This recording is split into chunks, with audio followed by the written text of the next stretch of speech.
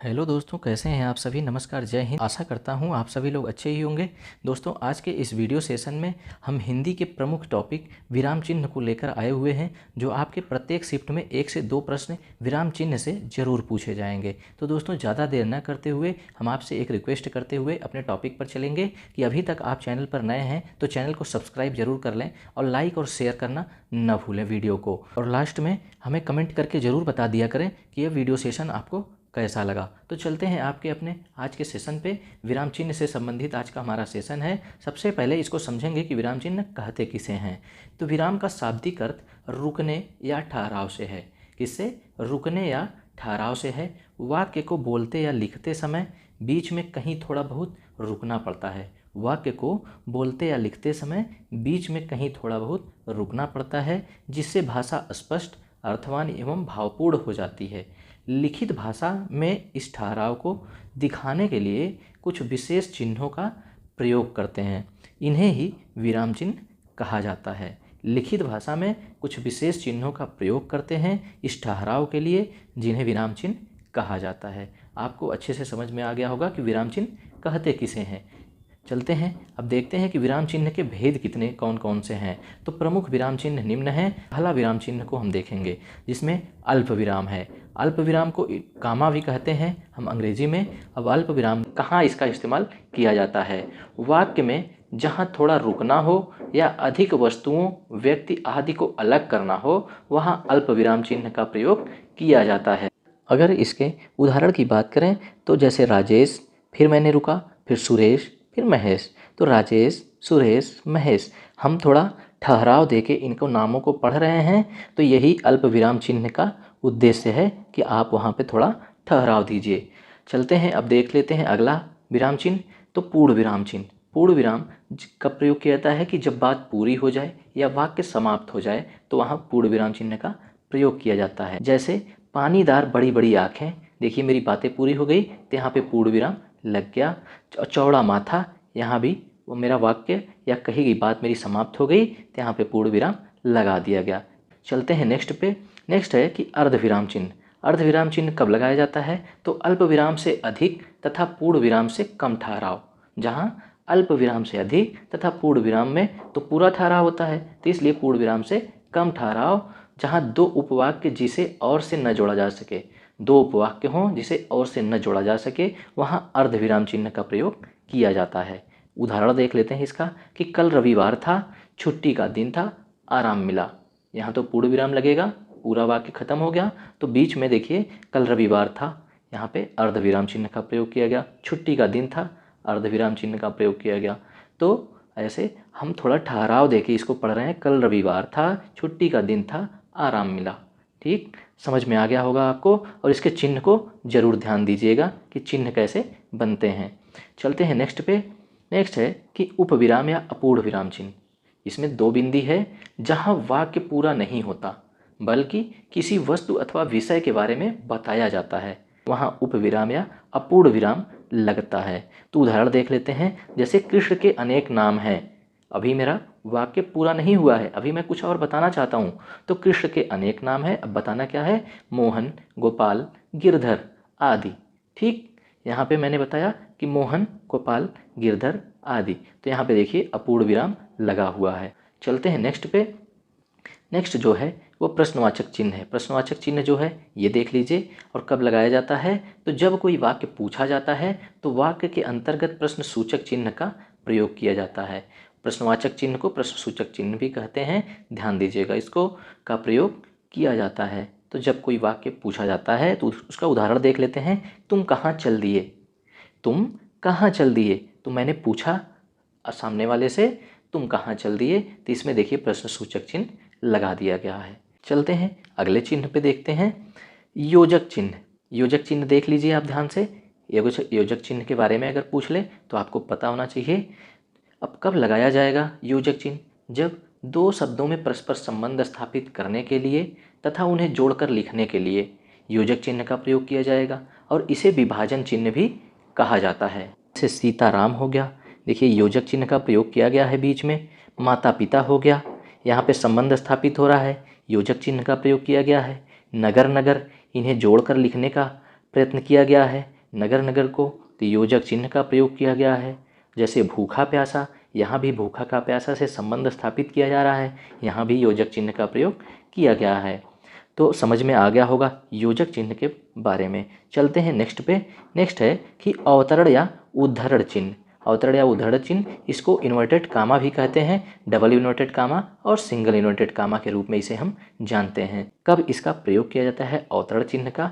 तो किसी कही हुई बात को उसी तरह प्रकट करने के लिए अवतरण या उद्धरण चिन्ह का प्रयोग किया जाता है। तो कहे गए वाक्य के आगे दो उद्धरण चिन्ह, ठीक है, कहे गए वाक्य के आगे दो उद्धरण चिन्ह और किसी नाम विशेष के आगे एक उद्धरण चिन्ह का प्रयोग किया जाता है। अवतरण चिन्ह या उद्धरण चिन्ह कब प्रयोग किया जाता है और दो अवतरण या उद्धरण चिन्ह कब प्रयोग किया जाता है, इसको देख लेते हैं उदाहरण से हम। तो यहाँ पे देखिए उदाहरण है कि तुम मुझे खून दो, मैं तुम्हें आज़ादी दूंगा। तो ये कहा गया वाक्य है, तो इसके सामने हमने दो इन्वर्टेड कामा का प्रयोग किया है, दो अवतरण चिन्ह का प्रयोग किया गया है। ठीक है, अब यहाँ पे देखिए सरस्वती पत्रिका का संपादन हर महीने होता है। तो सरस्वती जो है एक नाम विशेष हो गया, इसलिए यहाँ पे सिंगल इन्वर्टेड कामा या एक उद्धरण चिन्ह का प्रयोग किया गया है। चलते हैं नेक्स्ट पे। नेक्स्ट है कि विस्मयादिबोधक चिन्ह। विस्मयादिबोधक चिन्ह को देख लीजिए आप लोग अच्छे से, और इसका प्रयोग हर्ष, विवाद, विस्मय, घृणा, आश्चर्य, करुणा, भय इत्यादि का बोध कराने के लिए किया जाता है। अगर इसके उदाहरण की बात करें तो उदाहरण से समझ लीजिए कि भगवान तुम्हारा भला करें। ठीक है, यहाँ पे करुणा दिखाई जा रही है कि भगवान तुम्हारा भला करें।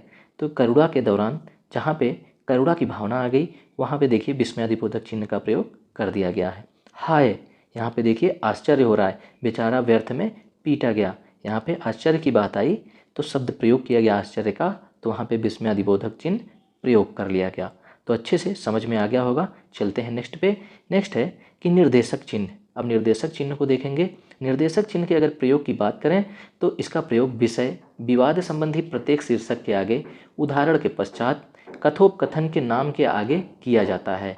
अगर बात करें निर्देशक चिन्ह की तो इसको रेखा चिन्ह के नाम से भी जाना जाता है। एक रेखा खींच दी जाती है थोड़ी योजक चिन्ह से। योजक चिन्ह थोड़ा छोटी रेखा होती है, लेकिन निर्देशक चिन्ह जो है वह थोड़ी लंबी रेखा होती है, इसे रेखा चिन्ह के नाम से भी जाना जाता है। अब जैसे देख लेते हैं, जैसे अब जैसे हमने लिखा तो उदाहरण देना है अब हमें, तो उसका अनार, आम, संतरा। ठीक है, तो यहाँ पे निर्देशक चिन्ह को मैंने लगा दिया। सब कुछ मिल सकता है, धन, दौलत, सुख, समृद्धि। अब यहाँ पे देखिए निर्देशक चिन्ह लगा दिया। ठीक, चलते हैं अब अपने अगले चिन्ह की तरफ, देखते हैं कौन सा विराम चिन्ह है। तो विवरण चिन्ह। अब विवरण चिन्ह की अगर बात करें तो देखिए विवरण चिन्ह को ध्यान दीजिए, यहाँ पे ये विवरण चिन्ह है। और इसको प्रयोग की बात करें तो जब किसी कही हुई बात को स्पष्ट करने या उसका विवरण प्रस्तुत करना हो तो वाक्य के अंत में इसका प्रयोग होता है। अब उदाहरण से देख लेते हैं। उदाहरण क्या है कि छंद के 3 भेद हैं। अब बात करनी है कि इसका विवरण प्रस्तुत करना है, तो विवरण के लिए यहाँ विवरण चिन्ह लगा के तो वार्णिक, मात्रिक और मुक्तक, ये छंद के भेद बता के हमने विवरण को प्रस्तुत कर दिया। ठीक है, यहाँ पे विवरण चिन्ह लग गया। अब दूसरा उदाहरण देख लेते हैं। पुरुषार्थ 4 हैं। अब कौन कौन से इसका विवरण देना है, तो यहाँ पे विवरण चिन्ह को लगा दिया गया, धर्म, अर्थ, काम और मोक्ष। ठीक है, समझ में आ गया होगा। विवरण चिन्ह ये 2 बिंदी और एक योजक चिन्ह सामने। ठीक है, चलते हैं नेक्स्ट पे। नेक्स्ट है लाघव चिन्ह। अब लाघव चिन्ह जो ये गोल बिंदी, लाघव चिन्ह का प्रयोग कब किया जाता है, तो लाघव चिन्ह किसी बड़े तथा प्रसिद्ध शब्द को संक्षेप में लिखने के लिए उस शब्द का पहला अक्षर लिखकर उसके आगे लाघव चिन्ह लगाया जाता है। कब, जब उस शब्द का पहला अक्षर लिखकर। ठीक है, जैसे उदाहरण स्वरूप डॉक्टर, माननीय। डॉक्टर अब पूरा लिखना हुआ तो डॉक्टर रत्नेश। ठीक है, ये लिखेंगे। अब नहीं तो ऐसे डॉक्टर लिख के एक लाघव चिन्ह लगा देंगे, तो ये डॉक्टर प्रसिद्ध शब्द है तो इसलिए इसको हम लाघव चिन्ह लगाकर लिख देंगे। चलते हैं नेक्स्ट पे। नेक्स्ट जो विराम चिन्ह है वो लोप चिन्ह है। लोप चिन्ह में ऐसे डॉट डॉट दे दिया जाता है या कभी कभी ऐसे एक्स एक्स भी बना दिया जाता है, ये भी लोप चिन्ह का रूप ले लेता है। तो इसको कब प्रयोग किया जाता है, जब वाक्य अनुच्छेद में कुछ अंश छोड़कर लिखना हो तो लोप चिन्ह का प्रयोग किया जाता है। ठीक है, जैसे अब देख लेते हैं। कनक कनकते सौगुनी मादकता अधिकाय, जो पाए बौराए नर, जो खाए बौराए।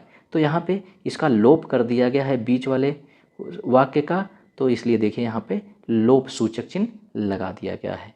ठीक है, लोप सूचक चिन्ह ऐसे डाट डाट या बिंदी बिंदी दे दिया जाता है, यही लोप सूचक चिन्ह होता है, या तो फिर एक्स एक्स लिख दिया जाता है। ठीक, चलते हैं अगले पे। 13वां जो विराम चिन्ह है कि हंस पद या विस्मरण चिन्ह इसे कहा जाता है। ये हो गया हंस पद या विस्मरण चिन्ह, देख लीजिए इसको अच्छे से। जब किसी वाक्य या वाक्यांश में कोई शब्द लिखने से छूट जाए तो छूटे हुए शब्द के स्थान पर हंस पद या विस्मरण चिन्ह का प्रयोग कर छूटे हुए शब्द या अक्षर को ऊपर लिख देते हैं। जैसे देख लेते हैं हम उदाहरण स्वरूप, भारत एक देश है, यहाँ पे लिखना चाहिए कि भारत एक महान देश है, तो इसलिए महान छूट गया तो हमने यहाँ पे हंस पद लगाया और यहाँ पे महान लिख दिया। ठीक, ये हो गया आपका हंस पद। ठीक, चलते हैं अगले पे, देखते हैं 14वां जो है वो पुनरुक्ति सूचक चिन्ह है। पुनरुक्ति सूचक चिन्ह में क्या होता है, कब लगाया जाता है, जब लिखे गए शब्द, पुनरुक्ति सूचक चिन्ह को ध्यान से देख लीजिए ये, ठीक है, ये डबल इन्वर्टेड कामा जैसा होता है और लगाया जाता है। लिखे गए शब्द वाक्य को पुनः नीचे वाली लाइन में दोबारा लिखने के लिए पुनरुक्ति सूचक चिन्ह का प्रयोग किया जाता है। अब इसके उदाहरण स्वरूप देख लेते हैं कि जैसे डॉक्टर ब्रिजेश मौर्य, यहाँ पे असिस्टेंट प्रोफेसर, अगली वाली लाइन में असिस्टेंट प्रोफेसर लिखा हुआ है। ठीक है, अब यहाँ पे फिर दूसरे का नाम लिखना है, ठीक है, डॉक्टर रवि प्रकाश। अब यहाँ पे ये भी असिस्टेंट प्रोफेसर हैं, तो हमने यहाँ पे पुनरुक्ति सूचक चिन्ह को लगा दिया। इससे समझ में आएगा कि ऊपर जो लिखा है वही नीचे वाली लाइन में भी दोबारा लिखा जाएगा या उसी को माना जाएगा। ठीक, समझ में आ गया पुनरुक्ति सूचक चिन्ह। ठीक है, चलते हैं नेक्स्ट पे। 15 नंबर जो विराम चिन्ह है वो कोष्टक चिन्ह है। तो जब वाक्य के बीच में आए शब्दों या पदों का अर्थ स्पष्ट करना होता है, आपको कोष्टक चिन्ह तो याद होगा अच्छे से, सभी प्रकार के कोष्टक होते हैं, छोटा कोष्टक, मझला कोष्टक, बड़ा कोष्टक। ठीक है, इसको देख लीजिएगा। तो जब वाक्य के बीच में आए शब्दों या पदों का अर्थ स्पष्ट करना होता है तो कोष्टक के अंदर उसका अर्थ लिख दिया जाता है। अब उदाहरण स्वरूप समझ लेते हैं, जैसे सब कुछ जानते हुए भी तुम मूक क्यों थे। अब मूक का अर्थ स्पष्ट करना है तो यहाँ पे चुप होता है मूक का अर्थ, तो कोष्टक में उसको कर दिया गया। ठीक है, यहाँ पे कोष्टक लगा के इसको अर्थ इसका स्पष्ट कर दिया गया। ठीक है, कोष्टक चिन्ह हो गया। चलते हैं नेक्स्ट चिन्ह पे। कौन सा चिन्ह है, समानता सूचक चिन्ह। ये बराबर का निशान जिसे हम कहते हैं। तो ये कब प्रयोग किया जाता है, किसी शब्द के समान अर्थ बतलाने, समान मूल्य, मान का बोध कराने हेतु इस चिन्ह का प्रयोग किया जाता है। तो उदाहरण इसका देख लेते हैं, जैसे भानु, सूर्य, तो भानु का पर्यायवाची सूर्य हो गया, या भानु को ही सूर्य कहते हैं, सूर्य को ही भानु के नाम से जाना जाता है। तो यह समान अर्थ बता रहा है, तो यहाँ पे देखिए समानता सूचक चिन्ह लगा दिया गया है। 1 रुपये में 100 पैसे होते हैं तो दोनों समान हैं, तो 1 रुपये बराबर 100 पैसे, यहाँ पे समानता सूचक चिन्ह लगा दिया गया है। चलते हैं अगले पे। 17 नंबर जो चिन्ह है वो विकल्प सूचक चिन्ह है। अब विकल्प सूचक चिन्ह देख लीजिए, ये जो है विकल्प सूचक चिन्ह है। जब कब प्रयोग किया जाता है कि जब दो में से किसी एक को चुनने का विकल्प हो। जैसे शुद्ध वर्तनी वाला शब्द है, अब यहाँ पे पूछ लिया कि शुद्ध वर्तनी वाला शब्द कौन सा है। अब एक हमें देखना है इसमें, तो कवयित्री और कवयित्री। ठीक है, कवयित्री या कवयित्री, तो हमें एक चूज करना है। यहाँ पे विकल्प सूचक चिन्ह बीच में लगा दिया गया है। ठीक है, सनातन, शाश्वत और नित्य कौन सा, ये शुद्ध वर्तनी वाला शब्द है, इसको मुझे बताना है। तो ये तीनों शुद्ध हैं, तो एक को चूज करना है या विकल्प यहाँ पे लगा दिया गया है, विकल्प सूचक चिन्ह को। ठीक है, विकल्प सूचक चिन्ह ये हो गया, देख लीजिए। चलते हैं नेक्स्ट पे, संकेत चिन्ह।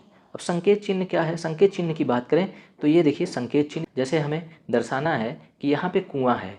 ठीक है, कुआं को दर्शाने के लिए हम एक संकेत चिन्ह को लगा दिए, ये संकेत चिन्ह हो गया। यहाँ पे पर्वत या पठार है, तो पर्वत पठार के लिए यहाँ पे ऐसे संकेत चिन्ह लगा दिए। तो संकेत चिन्ह कई प्रकार के होते हैं, तो यहाँ पे एक ही संकेत चिन्ह को मैंने बताया हुआ है।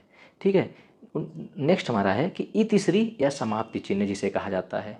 तो कब प्रयोग किया जाता है इसका, तो किसी अध्याय ग्रंथ की समाप्ति पर इस चिन्ह का प्रयोग किया जाता है। आपने कोई पुस्तक पढ़ी होगी, कोई बुक किसी राइटर की पढ़ी होगी, तो लास्ट में देखते होंगे जब पुस्तक समाप्त हो जाती है पूरा लास्ट पेज पे, तो वहाँ पेज के नीचे ऐसे निशान बने रहते हैं इतिश्री का या समाप्ति सूचक चिन्ह का। ठीक है, यहाँ पे गोला, फिर ऐसे ऐसे लास्ट पेज पे आप जाके देखिएगा, यही इतिश्री या समाप्त सूचक चिन्ह होता है। चलिए एक बार फिर हम इसको रिवाइज कर लेते हैं फटाफट, सिर्फ चिन्हों को देखेंगे कि चिन्ह कौन कौन से हैं। अब चिन्हों को हम याद कर लेते हैं एक बार देख के। तो यहाँ पे देखिए, अगर अल्प विराम चिन्ह की बात करें तो एक कामा हो जाता है, ये अल्प विराम चिन्ह हो गया। और पूर्ण विराम चिन्ह में एक खड़ी पाही, ये पूर्ण विराम चिन्ह हो गया। अर्ध विराम चिन्ह में एक बिंदी और एक कामा होता है, यह अर्ध विराम चिन्ह हो गया। और उप विराम चिन्ह की अगर बात करें तो दो बिंदी जो होती है सीधे खड़ी लाइन में, वह अपूर्ण विराम या उप विराम चिन्ह कहा जाता है। अब प्रश्नवाचक चिन्ह की बात करें तो प्रश्नवाचक चिन्ह ऐसे हो जाता है। ठीक है, अब योजक चिन्ह की बात करें तो एक छोटी खड़ी पाही होती है जो योजक चिन्ह हो जाता है। और अवतरण चिन्ह की अगर बात करें तो ये डबल इन्वर्टेड कामा जिसे अंग्रेजी में कहते हैं आप लोग, वह अवतरण चिन्ह हो जाता है। और विस्मयादिबोधक चिन्ह की बात करें तो एक पूर्ण विराम और उसके नीचे जो बिंदी होती है वह विस्मयादिबोधक चिन्ह हो जाता है। और जो निर्देशक चिन्ह होता है वह एक सीधी रेखा होती है, योजक चिन्ह से थोड़ी बड़ी होती है, वह निर्देशक चिन्ह या रेखा चिन्ह हो जाता है। अब नेक्स्ट है कि विवरण चिन्ह। विवरण चिन्ह जो होता है वह दो बिंदी के आगे एक योजक चिन्ह हो जाता है, इसे विवरण चिन्ह कहा जाता है। नेक्स्ट है कि लाघव चिन्ह। लाघव चिन्ह एक छोटा गोला होता है जो किसी शार्ट नाम के आगे दिया जाता है, जैसे डॉक्टर। ये देखिए मैंने लिखा हुआ है यहाँ पे, ये लाघव चिन्ह हो गया। ठीक है, चलते हैं अगले पे, लोप चिन्ह। लोप चिन्ह में ऐसे बिंदी बिंदी दे दिया जाता है जो किसी वाक्य को पूरा, जब अनुच्छेद या वाक्य पूरा नहीं होता है, बीच में उसका लोप करना होता है, छोड़ कर लिखना होता है, तो वहाँ पे उसको बिंदी बिंदी देकर ऐसे आगे बढ़ जाता है, या तो ऐसे एक्स एक्स बना दिया जाता है, एक्स जैसा आकृति, तो वह लोप चिन्ह हो जाता है। नेक्स्ट है कि हंस पद या विस्मरण चिन्ह। तो ये देखिए, ये जो हंस पद या विस्मरण चिन्ह है, ये छोटे वी के आकार का उल्टा जो चिन्ह होता है, यह हंस पद या लोप चिन्ह हो जाता है। चलते हैं अगले पे। अगला क्या है कि पुनरुक्ति सूचक चिन्ह। जैसे डबल इन्वर्टेड कामा मैंने बताया था, वैसे डबल इन्वर्टेड कामा दो बार दिया जाता है लाइन के जो ऊपर वाक्य लिखा रहता है उसके नीचे, तो यही डबल इन्वर्टेड कामा या पुनरुक्ति सूचक चिन्ह इसे कहते हैं। ठीक है, चलते हैं अगले पे कि कोष्टक चिन्ह। कोष्टक चिन्ह आपको याद होगा कि ये कोष्टक हो गया। ठीक है, कोष्टक आपको सभी को याद है।